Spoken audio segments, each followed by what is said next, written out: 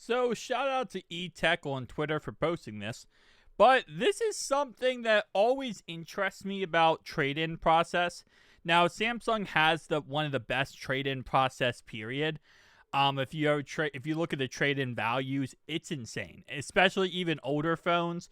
When a brand new phone comes out, they give you really good value for older phones. The Z Fold 6, when that came out, it was still getting like Z Fold 3 was still getting $500 plus values. I think it was up to $750. Like, it's insane. But Samsung, again, to their credit, does a really good job at this. Well, eTech kind of posted my biggest fear. And this was my biggest fear. And that, of course, is going to be, what if, when you trade the phone in, Samsung, or whoever you trade into, claims that, nope, the phone's not exactly what you said it was. So, for example, you trade in the phone, they give you an estimated a value. They say, okay, we're going to give you $500 for your said cell phone. $500 off for your new cell phone. But if they say, you know what, actually, once you trade that in, it doesn't look like what you described it as. They can just deny it and then charge you anyway. So here's what they sent Aaron, eTech on Twitter, said, because we received an empty package or an item that is not eligible to trade in, your credit card will be charged $250 plus fees or taxes and your trading credit you received during your order.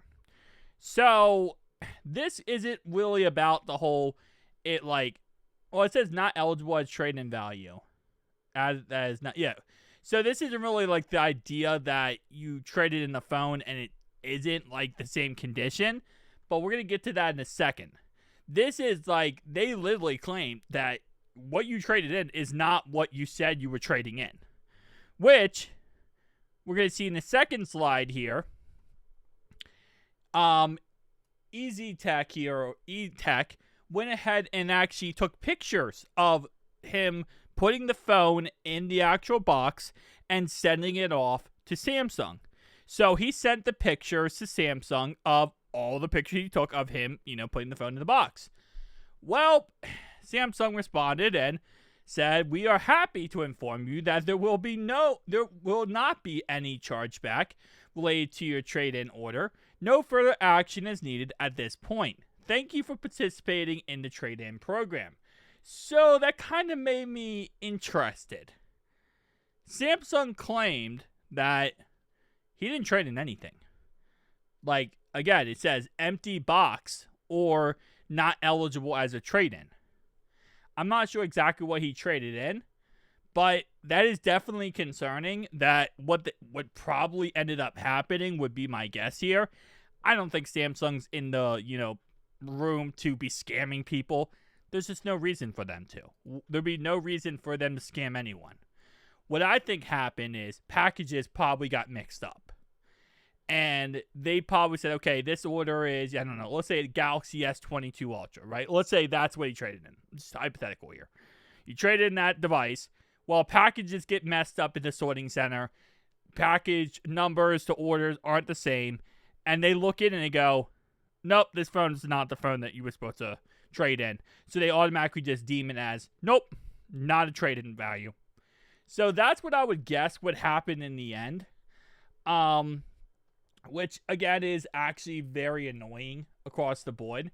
But we have a second one here that says, again, very similar, your trade-in results.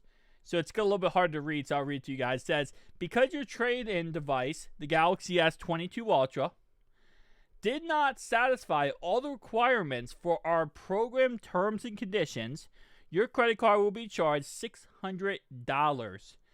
According to applicable taxes. So this is actually coming in here from CID, the one CID, which again is you trade in your phone, you look at it and you check all the boxes like, okay, it does turn on, yes. Does it include, charge or whatever? Yes. Is there any cracks? No. Is like what condition? It's good condition. You trade it in and Samsung looks at it and goes, nah, that's not good condition. We're going to be charging you the money. Which again, $600, that's nothing to sniff about, especially in this economy. So that's definitely a scary situation to be in.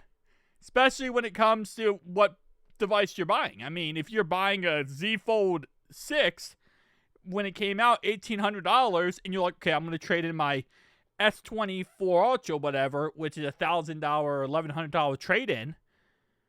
Well, the second, first off, you're not going to have a phone for a couple of days, which, a couple of weeks, actually, probably. Depending on how long it takes to get your phone. And then you might end up still being charged $1,800 in the end. And you might not be able to afford that extra $1,100. So, just be very careful of, one, when you trade in a phone, make sure the condition is correct. Like, to a point where even if it says good condition / fair condition, always go for the fair condition if you in any way think that, be very careful with it. That's what I'm trying to say. Going fair condition and taking less money is better than risking this situation right here. I do believe they return you the phone, though, if they cannot accept it based on that, or they might just dock the money. But anyway, so always do that, number one. Number two, as we learned from the other situation, always send pictures. Always take pictures. Take a video of you putting it in the box. Take a video of you going ahead and taping it up, right? Maybe make a little mark on the box, like put video proof or something on the very bottom. And then take a video with that box so you can say, hey, I put it in the box. I showed off the phone. Take videos of the phone. Put it in the box so that if this situation happens, like was off in the first one, you can send the video straight to Samsung and say, nope, you guys, I did send in the item. There must have been a mistake because of that. And also, a little side note here, always remember to be respectful. There's a motto in life, you get more flies with honey than you do with vinegar.